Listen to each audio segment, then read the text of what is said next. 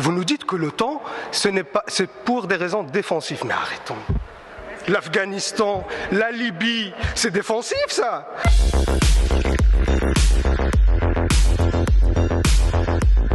Madame la ministre, je suis inquiet. Je suis vraiment inquiet par rapport aux tensions et le risque de guerre qui existe aujourd'hui en Europe orientale et les affrontements entre la Russie et l'OTAN. Et j'aimerais juste rappeler que ces tensions ne datent pas d'aujourd'hui, ils ne datent pas d'il y a quelques mois, mais ils remontent à une trentaine d'années, où il y avait un engagement de certains pays de l'OTAN avec la Russie de ne pas étendre la sphère d'influence de l'OTAN vers l'est de l'Europe. Et cet engagement a été rompu.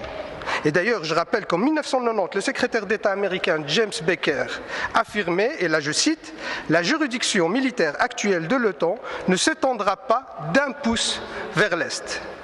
Alors, non seulement l'OTAN s'est étendue sur la plupart des pays de l'Europe orientale, les pays du pacte de Varsovie, mais également les pays baltes qui sont aux portes de la Russie. Ces nouveaux territoires de l'Alliance sont aussi des bastions de l'OTAN. Et je rappelle d'ailleurs la Pologne et la Roumanie.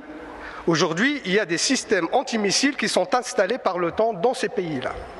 Et depuis février 2014, les États-Unis ont fourni pour 2,5 milliards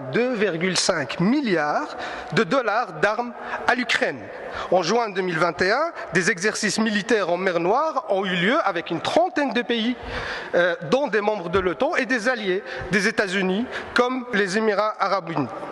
Et ces tensions, ce ne sont pas juste des risques de guerre, mais c'est aussi un impact aujourd'hui réel sur la population européenne, notamment par l'augmentation des prix du gaz, vu que la Russie exporte 40% du gaz européen, et ces tensions ont un impact là-dessus. Alors mes questions, Madame la Ministre, allez-vous appeler à la désescalade ?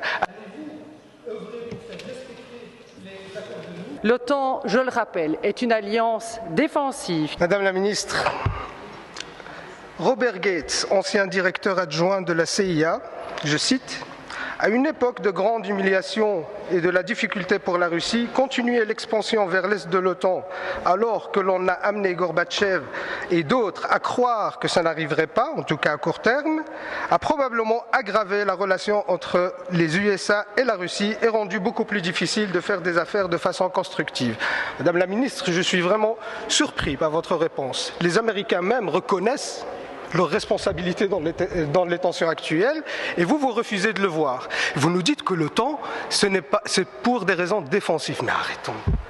L'Afghanistan, la Libye, c'est défensif ça. Aller détruire des pays, c'est défensif. Mais arrêtons. Aujourd'hui, l'OTAN, c'est la plus grande menace pour la paix dans le monde.